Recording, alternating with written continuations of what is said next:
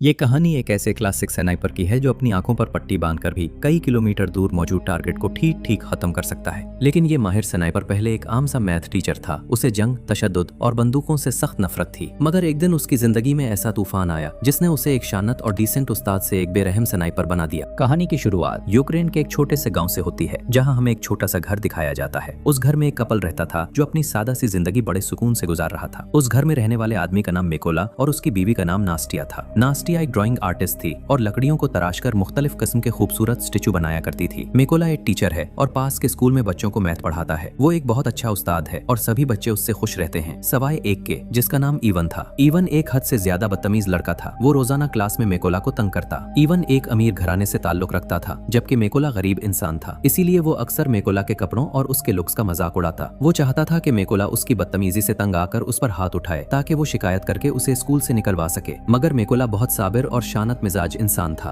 वो इवन की बातों को दिल पर नहीं लेता था और अपने काम में लगा रहता था। मिकोला के घर में कोई इलेक्ट्रॉनिक सामान जैसे टीवी वगैरह नहीं था, इसलिए शाम को जब वो घर पहुंचा तो उसे मालूम हुआ कि नास्टिया प्रेग्नेंट है। ये खुशखबरी सुनकर उसकी खुशी का कोई ठिकाना न रहा, क्योंकि वो बाप बनने वाला था। दोनों ने इस खुशी को मिलकर सेलिब्रेट किया। अगले दिन मिकोला अपनी साइकिल पर स्कूल जाने लगा और रास्ते में उसे दो अजनबी सोल्जर नजर आए जो अलग किस्म की वर्दी पहने खड़े थे। उनकी वर्दी यूक्रेनी फौज जैसी नहीं थी, जिससे मिकोला को थोड़ा अजीब लगा। मगर उसने सोचा शायद हुकूमत ने वर्दी बदल दी हो। वो ज्यादा गौर न कर सका और स्कूल पहुंच गया। जब वो स्कूल के अंदर गया तो पूरा स्कूल खाली पड़ा था, एक भी बच्चा नहीं आया था। उसे फौरन खतरे की बू आई। उसने टीवी ऑन किया तो न्यूज चल रही थी कि रशिया के सोल्जर्स यूक्रेन पर हमला कर चुके हैं और मुल्क में घुस आए हैं। तब उसे एहसास हुआ कि रास्ते में जिन दो सिपाहियों को उसने देखा था वो दरअसल रशियन थे। ये जानते ही उसे अपनी बीवी की फिक्र हुई, क्योंकि वो घर पर अकेली थी। वो फौरन साइकिल पर बैठा और दीवाना वार घर की तरफ भागा, मगर बहुत देर हो चुकी थी। घर पहुंचकर मिकोला ने देखा कि वही दो रशियन सोल्जर नास्टिया को बुरी तरह मार रहे थे। मिकोला ने बीवी को बचाने की कोशिश की,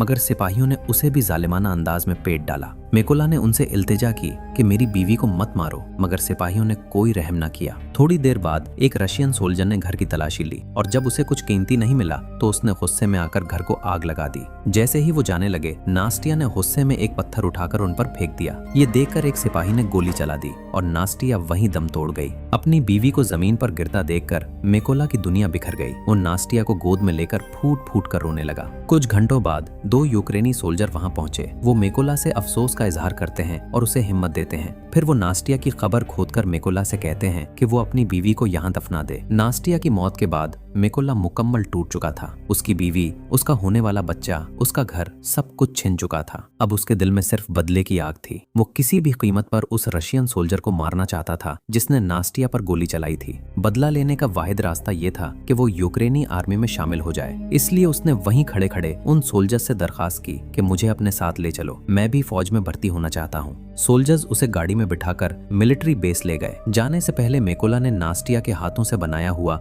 छोटा सा स्टैचू अपने साथ रख लिया। बेस पहुंचने पर सीनियर ने मिकोला को देखते ही गुस्से में उसे भर्ती करने से मना कर दिया, क्योंकि उसे शक था कि शायद मिकोला कोई जासूस न हो। मगर जब दोनों सोल्जर्स ने मिकोला का पस मंजर बताया और मिकोला ने खुद तमाम सच्चाई बयान की कि कैसे रशियन सोल्जर्स ने उसकी बीवी को कत्ल करके उसका घर जला दिया, तो सीनियर का दिल नरम पड़ गया और उसने मिकोला को फौज में शामिल करने का फैसला कर लिया। अगले दिन से ही उसकी ट्रेनिंग शुरू हो गई। चूंकि मिकोला एक आम शहरी था, इसलिए ट्रेनिंग उसके लिए बहुत मुश्किल साबित हुई। उसने जिंदगी भर मैथ पढ़ाई थी, जबकि बंदूक चलाना उसके लिए बिल्कुल नया तजर्बा था। जब सब सोल्जर चंद सेकंड में गन असेंबल कर लेते थे तो मिकोला सबसे आखिर में काम मुकम्मल करता था। ऑफिसर समझने लगा कि शायद मिकोला कभी अच्छा सिपाही नहीं बन पाएगा, मगर मिकोला ने हार न मानी और पूरी लगन से सीखता रहा। रात को जब सब सो जाते वो तब भी चुपके से प्रैक्टिस करता। एक रात मिकोला ने अपने सीनियर से कहा कि मेरा कोड नेम रेवन है, मुझे मेरे नाम से मत बुलाया करे। सब हंस पड़े और सीनियर ने बताया कि कोड नेम कमाने के लिए कारनामा अंजाम देना पड़ता है। मगर मिकोला ने इन बातों पर तवज्जो नहीं दी और मजीद मेहनत करने लगा। जब स्नाइपर्स की कमी का ऐलान हुआ तो मिकोला भी आगे बढ़कर खड़ा हो गया। सीनियर ने उसे कहा कि अगर तुम वाकई काबिल हो तो इस बंदूक को 20 सेकंड के अंदर असेंबल करके दिखाओ। मिकोला ने फौरन अपनी आंखों पर पट्टी बांधी और हैरानकुन रफ्तार से गन को खोलकर दोबारा जोड़ दिया। उसे सिर्फ 18 सेकंड लगे। सब हैरान रह गए।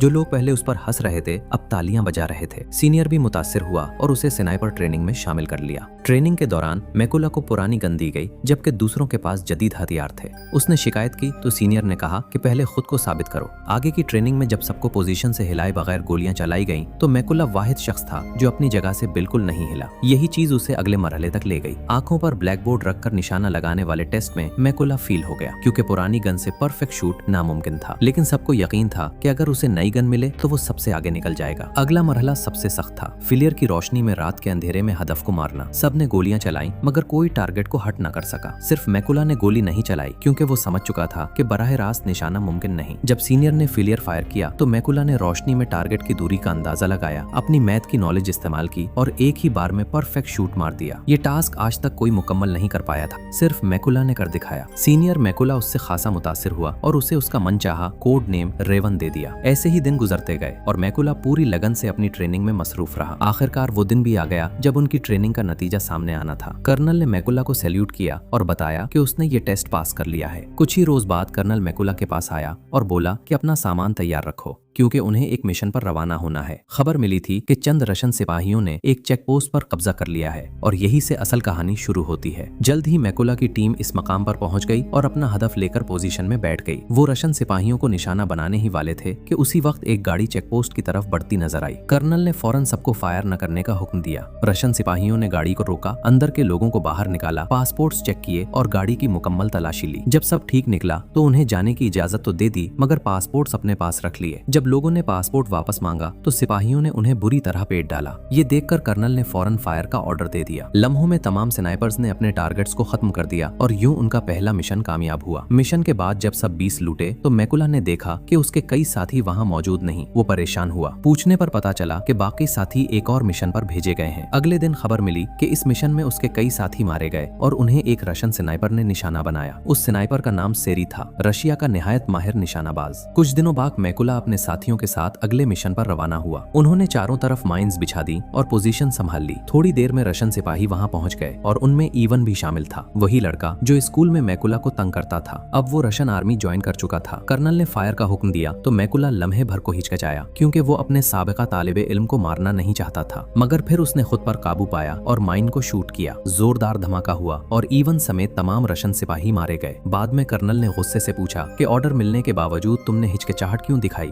मैकुला ने बताया कि इन सिपाहियों में उसका स्टूडेंट भी था। कर्नल ने उसे समझाया कि यहाँ कोई जाती ताल्लुक नहीं होता। ईवन ने रशियन आर्मी ज्वाइन करना खुद चुना था, इसलिए इसकी मौत पर अफसोस करना ठीक नहीं। मिशन मुकम्मल होने के बाद सब 20 कैंप वापस आए। कर्नल को मैकुला पर पूरा भरोसा था, इसलिए वो अक्सर उसी के साथ वक्त गुजारता। एक दिन कर्नल ने अपनी फैमिली की तस्वीर दिखाई और बताया कि उसकी दोनों बेटियों को ये तक मालूम नहीं कि उनके वालिद एक सिपाही हैं। उन्हें सिर्फ ये बताया गया है कि वो बिजनेस करता है। यहाँ मैकुला भी अपना दिल हल्का करता है और बताता है कि रशियन सिपाहियों ने किस बेरहमी से उसकी बीवी को कत्ल किया था। बात करते हुए वो जज्बाती हो जाता है मगर कर्नल उसे तसल्ली देता है। अगली सुबह वो सब एक और अहम मिशन के लिए रवाना हुए। इतला थी कि रशियन सिपाहियों का एक गिरोह वहाँ से गुजरेगा। वहाँ पहुंचकर मैकुला ने देखा कि 2 रशियन सिपाही खड़े हैं, जिनमें से एक वही शख्स था जिसने उसकी बीवी को गोली मारी थी। वो साफ उसके निशाने में था।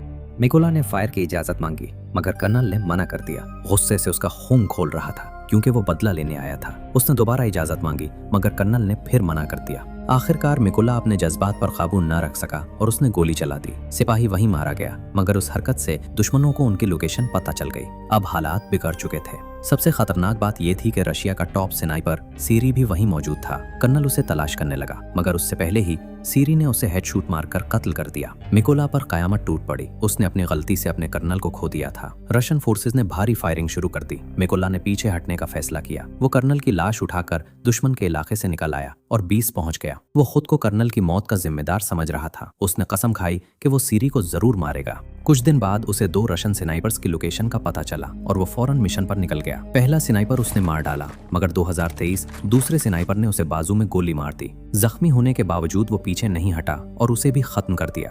जख्मी हालत में वो एक खुफिया बेस पर गया और आराम करने लगा। इसी दौरान मेजर का कॉल आया जिसने बताया कि उसे उस स्नाइपर का सुराग मिल गया है जिसने कर्नल को मारा था।